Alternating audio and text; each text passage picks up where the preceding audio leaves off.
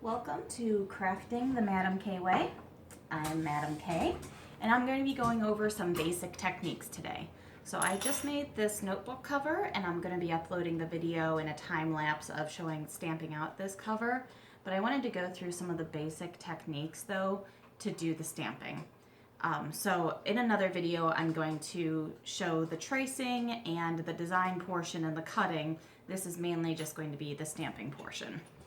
So first thing you want to do before you start any design is think in your head how you want to stamp it out. And what I mean by that is when you bevel the edges, you see that there's kind of like a pillow cushion raised up texture to some of the design. So you want to figure out, do you want that, for example, these windows, do I want the windows to be the pillow cushion, or do I want the outside of the edges to have that beveled edge? So I usually make my main design, I bevel on the outside of my main design so the design has that cushioned edge. Or sorry, that would mean I bevel on the inside of the design to give the cushioned edge. The outside is going to give it that raised up look. So I use that differently in a couple different places here. To do the beveling, I have a craft tool B200, it says it right on the side. It's a standard bevel tool, and it just has that angled edge and it's flat on one side. This is my go-to tool. I probably use this in 90% of my work, so if you're just getting started in leather and you just want to know what startup tools you need, this is your go-to. I have a similar one just like it. It's the B9, it's hard to tell, 935, so you'll see they always say it on the side. It's the exact same type of bevel, but it's thinner, so do the smaller areas. I also have a background shader, A98, that just gives a little bit of a texture, so there's one place where I use some texture. And then B997. This one has the bevel on both edges. So if I wanted to do something like this, these windows in the center, where I want it to bevel straight down the middle and just amplify the bevel, but not choose a side, that's what I use for that one. So those are my main go-to tools. When I'm doing my stamping, I use a maul. I like the rounded edge a lot better because it doesn't force the tool to go in any certain direction. I have more control over it. Whereas if you had a flat-edged hammer, if you accidentally have it angled, it's going to force the tool to go flat against that and angle it. And we'll talk about why that's bad here in a second. I always wet the leather with, and I don't have a picture of it, sorry, but it's the Eco-flo Easy Carve. I think it's Eco-flo, but it's called Easy Carve. And it's a solution of half water, half solution. So a little bit goes a pretty long way.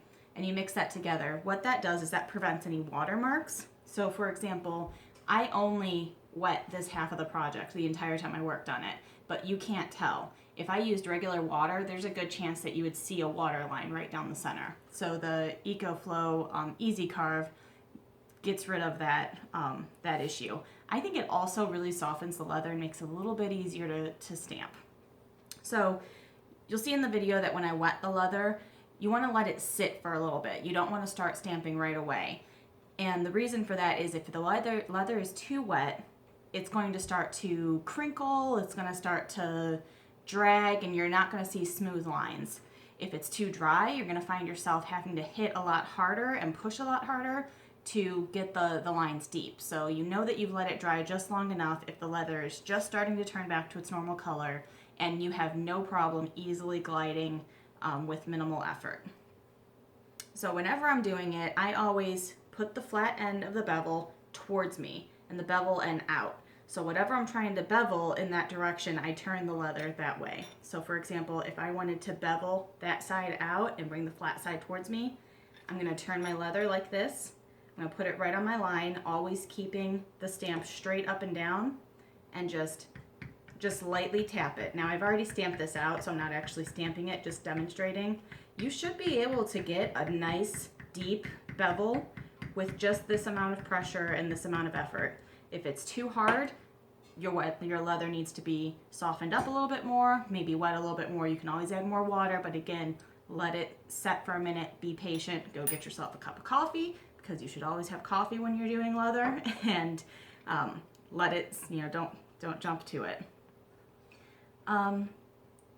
The other thing is, when people are wondering, should I go from right to left to right, just follow your hands.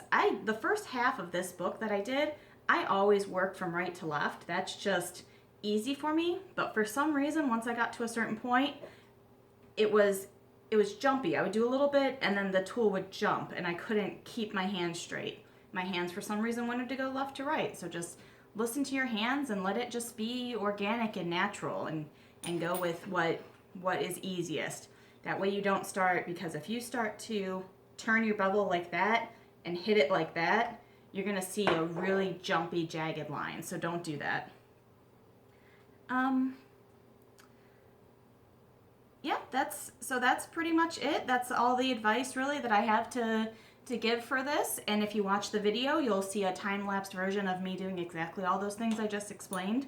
I think that's a really basic tutorial on how to do some stamping to get a really great, design and beveled edges. The only other advice I have is, look at how messy my workbench is. Let it be a mess. Every time I put my tools away, I can never find them. So if you ever watch my videos and you wonder why I work in such a mess, that's why. Because if you put them where they go, I'll be asking my husband in 10 minutes where to find that tool, and he knows where they go, so he'll say, oh, you keep your hammer here. I'm like, oh, okay, that makes sense. So that's my advice. That's my brief tutorial.